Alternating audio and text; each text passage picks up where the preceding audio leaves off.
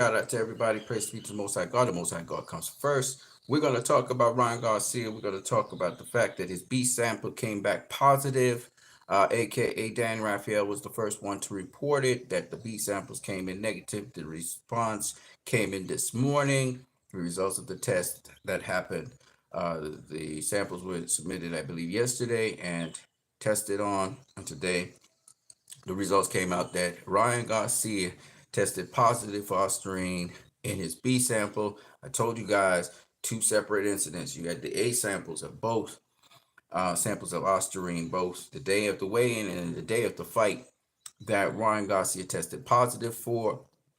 And now it's just confirmed that it definitely Ostarine was in the system. There was no contamination, but we kind of knew that already. So where does this go? Well, the New York State Athletic Commission is going to handle this situation next. Ryan Garcia is going to have to show how he got Ostarine in the system, a plausible way in which he did get Ostarine into the system. If he can't find a plausible reason, he's going to be suspended. For how long? Most people think about 2 years.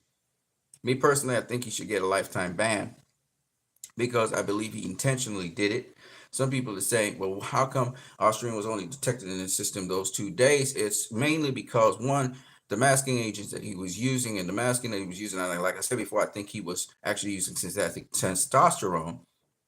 I believe the Ostarine was one of the covers for it, maybe even nandrolone.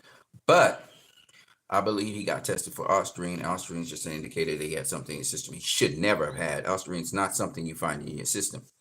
So he's tested positive now on 3 separate occasions for Ostarine. I believe it may be 4 because it's B samples. So they'll do the B sample for the weigh-in day, and then probably the B sample for the actual fight, after post-fight.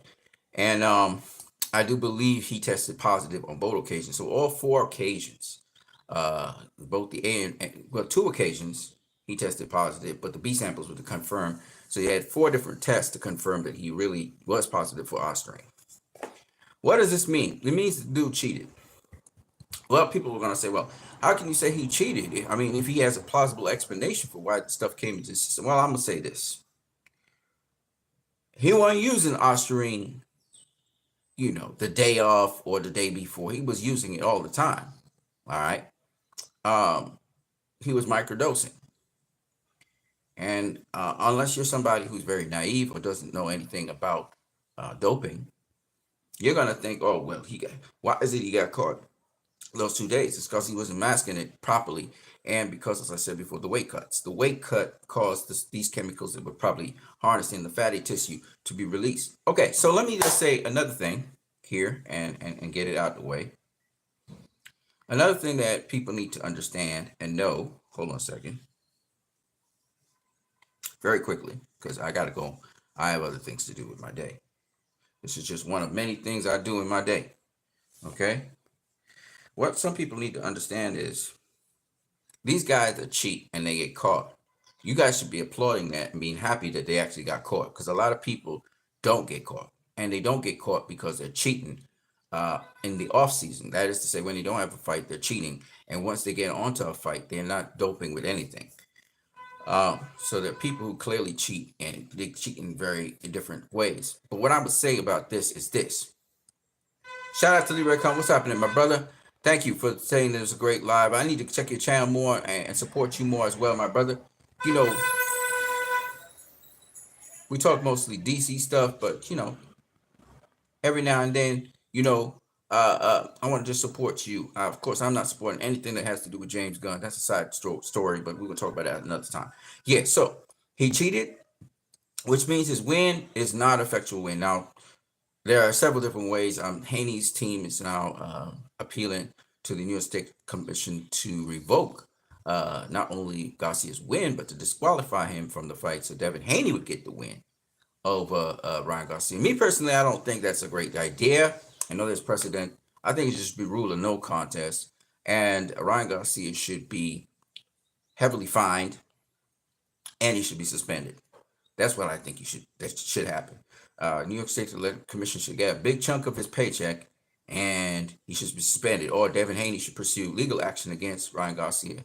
And sue him for damages, again, to the effect of his paycheck. If these guys don't get affected, if their paychecks don't get affected, these guys are going to continue to do what they do. And Ryan Garcia shows disdain for the sport of boxing. He shows disdain for the sport. He's still talking crazy. So if that's the way how he feels about it, and that's what he wants to do with his followers, then sue his ass. Sue his ass to the wazoo. Sue him out of all his money. Because he got a paycheck for that, for cheating. He got rewarded for cheating.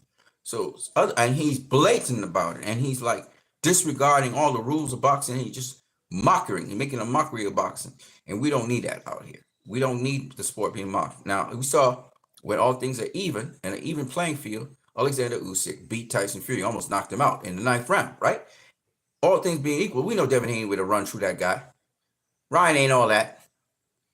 He had to use steroids. He had to come in overweight. He had to use performance-enhancing drugs to beat Devin Haney. He ain't all that. He definitely ain't got confidence in his skills. Okay. As for Frank Martin versus Tank needs to make sure that Frank Martin ain't cheating either. That ninja's not cheating because he looked big as hell. And that's all I got to say about that. I don't really care about, as I said before, Tank versus Frank Martin. I don't care about that fight. With respect to the upcoming fight, Jack Catterall versus Josh Taylor, looking forward to that fight. I want to see Jack Catterall whoop Josh Taylor's ass, probably knock him out of boxing, make him retire, because Jack Catterall's going to put an ass whooping on Josh Taylor.